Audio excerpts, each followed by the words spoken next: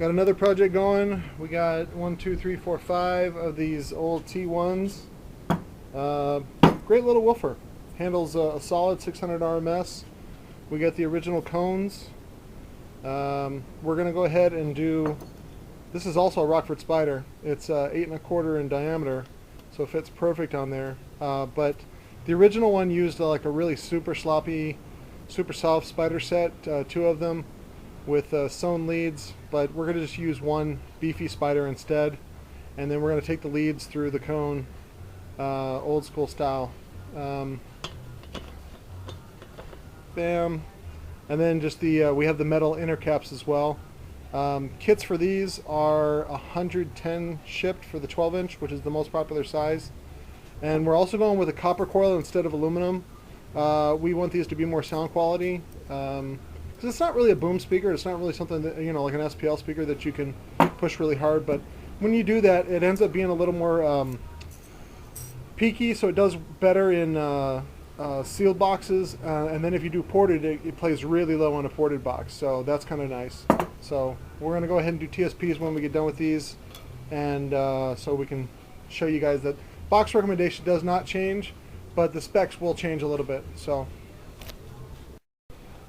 one thing you guys want to be concerned about on these woofers in general, any of these Rockford woofers, both the T1 and the T2, these terminals are not awesome.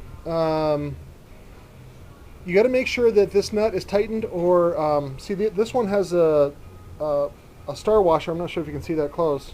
Star washer, and it just grabs into the metal, but you still want to use a Loctite mechanism. In this case, we use a little bit of CA, and you also want to tighten these terminals. These terminals are known to be loose. It causes arcing and then destruction. So another thing that's a defect on these is the ones that were made in America, I think, which is close to all of them except for the last ones, which were, I think, were first batch overseas. But the glue would often fail here, and then you get that clapping that you get. So when we do this, we're going to do it with a really good black CA, and so it'll be solid. It'll last for 10, maybe even 20 years if you take care of it.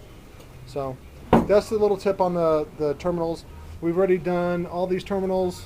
Make sure they're all clean, desoldered, ready to go. We've already cleaned our gaps and blown them out, so those are ready to go. Right now I'm just prepping the cones. Where'd the cones go? Here's the cone. So we're also going to put the old carpet right here, the old Dan Wiggins deal, a little square of carpet so that the tinsels can slap it and you're not going to hear them. So, but if you do the arc right, they shouldn't slap, but just in case they do, we're going to have the carpet there, and so to keep it from making a lot of noise. So other than that, this one's really simple. It doesn't use an inner cap. It just uses the metal cap, the titanium cap. Or it's not titanium, it's aluminum. But so we got a shitload of those, and we'll be selling those in the store as well. And there, let me get started. All right, I got my tinsel cut. Basically what I did was I took a piece that was too long. You know, you cut it at about 6 inches, and then you basically put it in there and then arc it and see where it comes out, and then you want to have a little bit of, like, maybe a ½ inch on each side that's going to be waste, and that's just a give and take, because you know, you want to make sure that it gets done. You don't want to cut a piece short and then you can't use it. So these are all ready. I'm going to go over here to our glue station.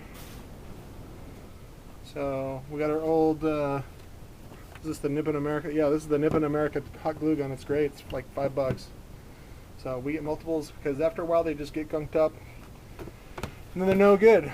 So I first saw this, Dan Wiggins showed when Dan, I don't know if Dan was consulting or whatever, but it was for RE Audio, and basically what they do is they just hot glue the tinsels in there with a little bit of hot glue here, and then you also hold them down so that they end up arcing correctly. So you want a nice smooth arc when you do that. So you get that arc right, and you should never have any slapping at all. So, but that's why you do the hot glue to kind of hold it in place, and then it turns out great. So I'm going to go ahead and do a couple, show you guys, and then we'll move on to the next step. Alright, so these are the carpet. It's just regular unbacked black carpet. You can do backed carpet, it doesn't really matter. It doesn't really add that much mass to your whole thing, so it's not a big deal. And then you can do cool shapes or hearts or I don't know, clovers or whatever you want. So I like to do the dual Hitler mustache, like this, little angled, or where it's most likely going to hit. You can do one big piece if you want, it's up to you. Alright, here I've got the leads in. Basically you make sure the curve is this way, so that it's going to curve that way like that. And you basically insert the tip into the hole so you can see it just a little bit on the other side. And that's going to give you enough to wind to and then terminate. And then basically I just put a little bit of hot glue underneath and to fill in the hole to keep it from leaking or anything like that. Yeah, not that you're going to get a lot of air pressure through there. You're actually going to get a lot of air pressure through there, but it's just a little practice to keep it in place. And then that's it. The lead follows the carpet, and so it'll be centered in there. So if there's any variance this way, they'll still have some room on the carpet to slap against. But other than that, you just use some weights to hold it down while it dries. We used to use like canned air and flip it upside down to freeze it real quick, but that stinks. You can't huff it anymore, so it kind of is a bummer. But turn this back around.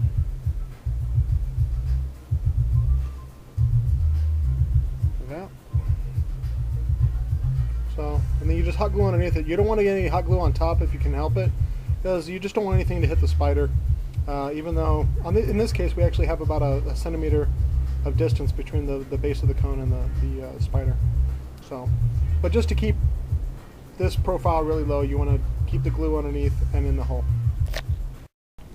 Okay, so the ID on these is a little narrow than what I'm really typically accustomed to, but this is my business card.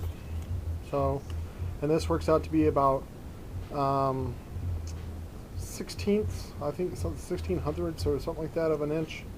So we have these, which are there's 16 point cards.